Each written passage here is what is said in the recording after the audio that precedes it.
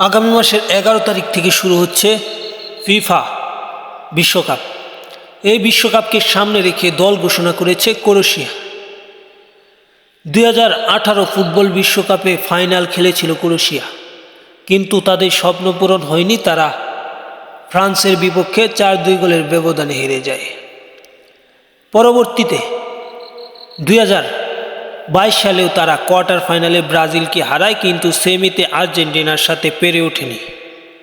এবার তারা বিশ্বকাপে চ্যাম্পিয়ন হওয়ার লক্ষ্যে অত্যন্ত শক্তিশালী একটা দল ঘোষণা করেছে।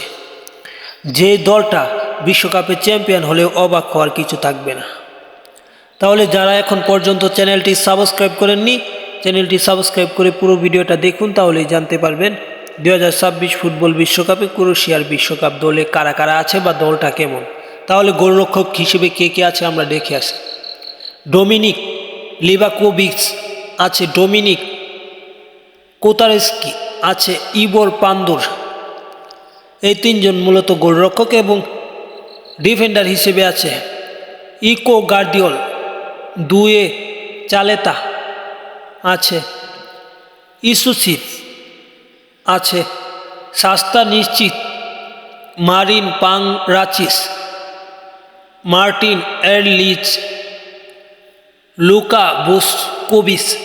এবং মিডফিল্ডার যদি দেখি, সেখানে আছে লুকা মদ্রিচ, যাকে আপনারা সবাই চেনেন, আছে মার্তিও কোবারচে, আছে মারিও পাশালিস, নিকোলা কুলা সুচিচ, মার্টিন বাতুরিনা, আছে ক্রিস্টিয়ান ইয়াকিচ, কেতার সুসিস, নিকোলা মেরু, টনি ফ্রুক।